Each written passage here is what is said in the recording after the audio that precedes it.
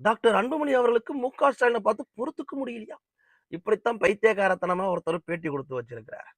Insta பிரபலங்களான சுட்டி பசங்க தேவா ஜீவாவை கூப்பிட்டு மு.க. ஸ்டாலின் அவர்கள் போட்ட ரீல்ஸ் பிரபலமாயிடுச்சாம்.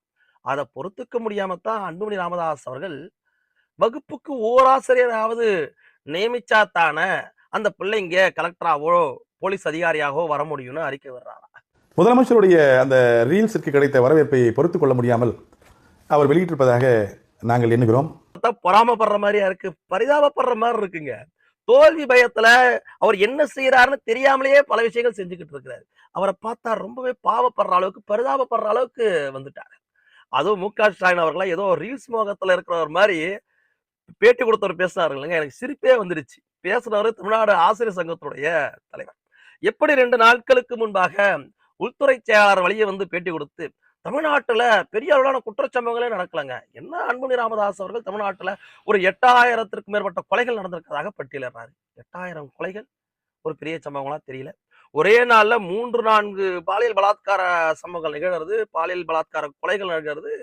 ஒரு பெரிய சட்ட ஒழுங்கு பிரச்சனையாக இந்த ஆட்சிக்கு தெரியல. உள்துறை செயலாளர் வந்து பேட்டி கொடுக்குறாரு. இப்ப வாலண்டரியா வந்து தமிழ்நாடு ஆசிரியர் சங்கத்துடைய தலைவர் தியாகராஜன் அவர்கள் ரொம்ப சிரிப்பு வர மாதிரி பேசியிருக்கிறாரு. எனக்கு ஒரு புரியல.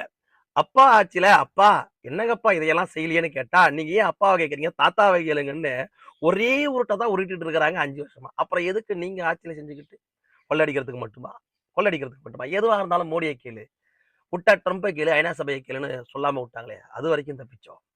தியாகராஜன் அவர்கள் என்ன சொல்றாருன்னா, அன்புமணி அவர்களே, ஆசிரியர்களை ஏன் நியமிக்கலன்னு நீங்க ஸ்டாலினை பார்த்து கேட்க கூடாது, மோடியை பார்த்து கேட்கணும். இவங்க எப்பயும் சொல்றதுதான். சரி, ஏன் மோடியை பார்த்து கேட்கணும்? கேட்கிறவரு சொல்றவரு தமிழ்நாடு ஆசிரியர் சங்கத்தினுடைய தலைவர். இவர் எப்படி அந்த இடத்துக்குலாம் வந்தாரு புரியல. மோடி அரசாங்கத்தான் நீ ஒரு பள்ளிக்கூடத்துக்கும் 2 ஆசிரியர்களை மட்டும்தான் நியமிக்கணும், அதுக்கு மேல நியமிக்கவே கூடாதுன்னு ஸ்ட்ரிக்டா சொல்லிட்டாங்களாப்பா. ஸ்ட்ரிக்டா சொன்னாங்களா? அப்படிலாம் இல்லையே. தமிழ்நாடு ஆசிரியர் சங்கத்தினுடைய தலைவர் தப்பா பொய்யான ஒரு தகவலை சொல்லாமா? 2009 ரைட் டு எஜுகேஷன் ஆக்ட், 2009 காலகட்டமே உங்களுக்கே தெரியும். காங்கிரஸ் ஆட்சி காலம். அப்போ ஒரு சட்டம் போடுறாங்க. 60 மாணவர்களுக்கு 2 ஆசிரியர்களாவது இருக்கணும், குறைந்தபட்சம் 2 ஆசிரியர்களாவது இருக்கணும். 2 ஆசிரியர்கள் தான் இருக்கணும்னு சொல்ல, புரிஞ்சுங்க. நீ ஓட்டு போடணும்னா 18 வயசு ஆகியிருக்கணும்.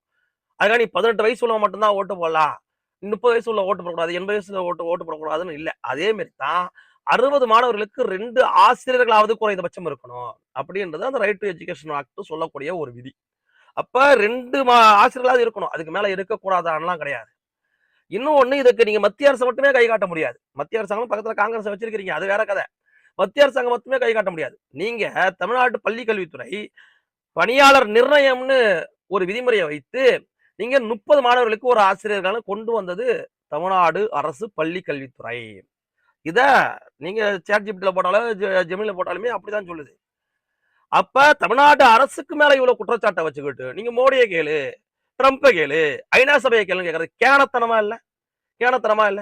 நீங்க தமிழ்நாடுல மட்டும்தான் நீங்க 60 பேருக்கு 2 ஆசிரியர் தான் போடணும்னால, கேரளாவில் 25 மாணவர்களுக்கு ஒரு ஆசிரியர்ன்ற மாதிரி முயற்சி பண்ணி போயிட்டு இருக்காங்க. கோவாவில் 15 பேருக்கு ஒரு ஆசிரியர்ன்ற சூழ்நிலை இருந்துகிட்டு இருக்கு. அப்ப அதுல எங்க இருக்கு? அதுல ஆப்பிரிக்கால இருக்கா, அமெரிக்காவில் இருக்கா, எங்க இருக்கு? நேராவே கேட்கிறோம். டாக்டர் அன்புமணி ராமதாஸ் அவர்கள் என்ன கேட்டாரு? இன்ஸ்டா பிரபலங்களான படிக்கிற பசங்க 2 பேரை கூப்பிட்டு நீ போலீஸ் அதிகாரியா வரணும், நீ கலெக்டரா வரணும்னு ஊக்கப்படுத்தி அனுப்புனீங்கன்னே வச்சுப்போம். பாராட்டுகள், மகிழ்ச்சி, வரவேற்கிறோம். ஆனா அந்த பிள்ளைங்க கலெக்டர் ஆகணும்னாலும் போலீஸ் உயரதிகாரி ஆகணும்னாலும் அவர்களுக்கு அடிப்படை கல்வி அவசியமா இல்லையா? ஆலமரமா அந்த பிள்ளைங்க வளர்ந்து வரணும்னா வேறு ரொம்ப அவசியமா இல்லையா? 1வதுல இருந்து 5வது வகுப்பு வரைக்கும் தான் அந்த பிள்ளைகளுக்கு வேறு மாதிரியான அடிப்படை கல்வி. நீங்க அடிப்படை கல்வியே நீங்க ஒழுங்கா தமிழ்நாடு அரசு கொடுக்கலன்னா அவர்கள் எப்படி ஆலமரம் மாதிரி விருட்சமா வளர்ந்து வருவாங்க? கலெக்டரா, போலீஸ் அதிகாரியா எப்படி வர முடியும்? மு.க. ஸ்டாலின் அவருடைய ஆசை எப்படி நிறைவேறும்? அதுதானே அன்புமணி ராமதாஸ் அவர்கள் கேட்டாங்க.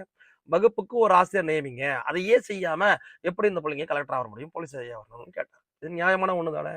ஆனா நீங்க சம்பந்தம் இல்லாம மு.க. ஸ்டாலினை கேட்காத, நீ மோடியை கேளு, ஐநா சபையை கேளு, ட்ரம்பை கேளு, ஈரானை கேளு, துபாயை கேளுன்னு சொல்லுவீங்களா?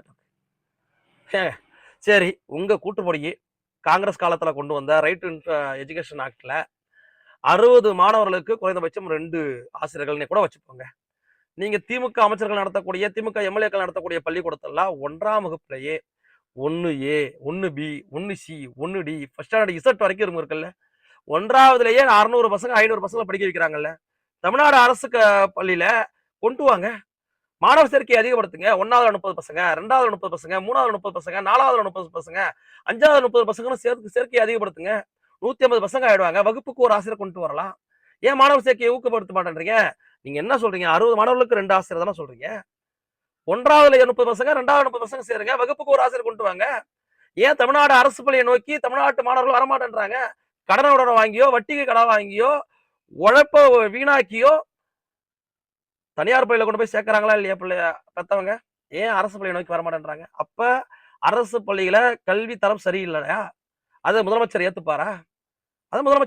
இந்த பிள்ளைங்கள கூப்பிட்டு வீடியோ எடுத்து விளம்பரம் தேடிக் கொள்ளக்கூடிய மு.க.ஸ்டாலின் அவர்கள் இப்படி 24 கட்சி ஆதரவு பெற்றதோ அது மாதிரி இந்த சின்ன பசங்களுடைய பிரபலத்தை எல்லாம் பயன்படுத்தி ஒரு விளம்பரம் தேடிக்கிறீங்கல்ல. அதே அதே போல இப்ப சமீபத்துல கொஞ்ச நாளைக்கு முன்னாடி அரசு பள்ளியில கொடுத்த உணவை சாப்பிட்டு சிலருக்கு உடல் உபாதைகள்லாம் வந்துச்சுல்ல. அந்த பள்ளிக்கு நேரடியா விசிட் அடிச்சு, இனிமேட்டு உணவினுடைய தரத்தை சரிப்படுத்தணும்னு போயிருந்திருக்கலாமா இல்லையா? பல அரசு பள்ளிகள மேற்கூரையில அந்த பூசுகு வேலை என்பது கீழ விழுந்திருக்கு. பல செய்திகள்ல பார்த்திருக்கோம். அத சரி பண்ண முயற்சிக்கலாமா இல்லையா? அரசு பள்ளி மாணவர்களுக்கு தரத்தை அதிகப்படுத்துவதற்கான முயற்சி பண்ணலாமா இல்லையா? இத எதையுமே செய்யாம நீங்க ரீல்ஸ் போட்டுட்டா தமிழ்நாட்டினுடைய அரசு பள்ளியில கல்வித்தரம் உயர்ந்துருமா? கல்வித்தரம் உயர்ந்துருமா? சொல்லுங்க. தெரியாம தான் கேட்கிறேன் சொல்லுங்க. சரி நீங்க அதுவே தப்புங்க. இவ்வளவு தூரம் வழிமுறை இருக்குங்க. நீங்க அரசு பள்ளியில ஆசிரியர்களை அதிகப்படுத்துங்க.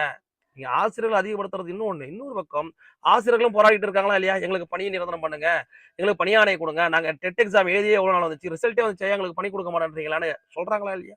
அவர்களுக்கும் வேலை கொடுத்த மாதிரி இருக்குமா இல்லையா? அதுக்கும் ஒரு தீர்ப்பு காரணம் காட்டுவாங்க. ஆனா இவர்க உச்சநீதிமன்றம் தீர்ப்பை எல்லாம் தூக்கி அடிச்சுட்டு பல சட்ட திருத்தங்களை கொண்டு வந்து இவர்களுக்கு தேவையான மட்டும் வளர்ச்சிப்பாங்க.